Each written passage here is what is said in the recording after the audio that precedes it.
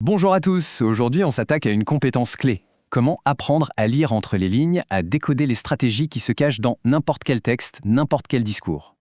On a tous déjà ressenti ça, non? En lisant un article, en écoutant un discours, ou même en regardant une pub. On se dit qu'il y a quelque chose de plus, un message sous-jacent qui nous échappe, une intention qu'on n'arrive pas bien à cerner. Eh bien, cette impression, elle est souvent juste parce qu'un texte qui veut convaincre, c'est rarement innocent. C'est une construction, une véritable mécanique de précision.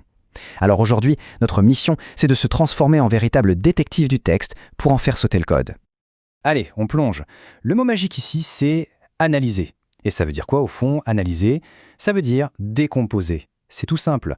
Analyser un texte, c'est donc le démonter, pièce par pièce, exactement comme un enquêteur qui va examiner chaque preuve pour comprendre comment le puzzle s'assemble, et surtout pour découvrir le mobile.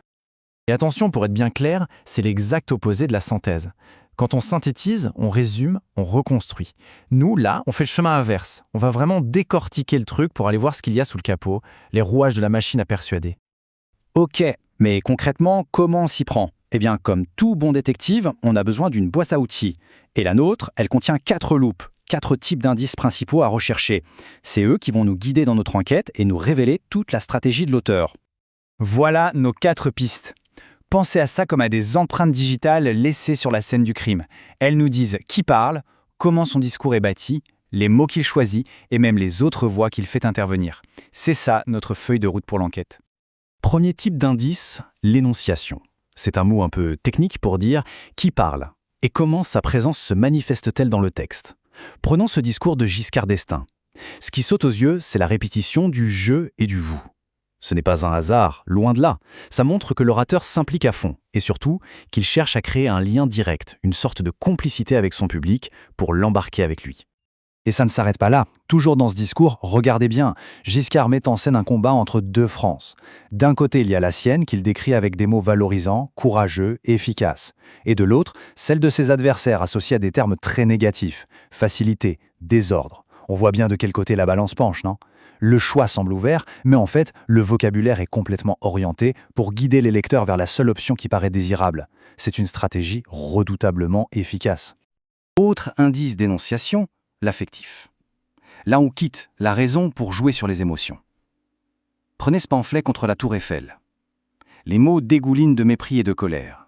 Vertigineusement ridicule, gigantesque cheminée d'usine, masse barbare. L'objectif n'est pas de prouver quoi que ce soit de manière logique, non. L'objectif est de provoquer le dégoût, de faire en sorte que le public ressente la même horreur que les auteurs pour discréditer le projet. Ok, on a identifié qui parle et depuis quelle position. Maintenant, deuxième étape de l'enquête. Comment le texte est-il construit? Quel est son squelette, sa logique? C'est là qu'on va chercher les indices d'organisation. Prenons cet extrait de Claude Lévi-Strauss. Les petits mots comme « d'abord »,« en second lieu »,« enfin » et « surtout » ne sont pas là pour faire joli. Ce sont les poutres de la construction, la colonne vertébrale du raisonnement. Non seulement ils organisent les idées, mais, et c'est très important, ils les hiérarchisent. Quand il dit « et surtout », il nous envoie un signal clair. Attention, voici l'argument massu, le plus important de tous. En fait, tous ces connecteurs logiques, que ce soit pour l'opposition comme « mais », la justification avec « parce que » ou la conclusion avec « donc », ce sont de vrais panneaux de signalisation. Ils nous montrent le chemin que l'auteur veut nous faire prendre. Les repérer, c'est comme avoir le GPS de sa pensée. Parfait. On a donc la position de l'auteur et la structure de son argumentation.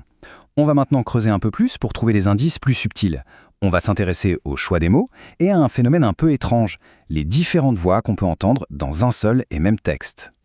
Alors, d'abord, les indices lexicaux. C'est simple, ce sont les familles de mots, les champs lexicaux. Imaginez un texte sur l'économie qui utilise sans arrêt des mots du champ lexical de la guerre. Lutte, conquête, offensive. Ça nous dit quelque chose, non?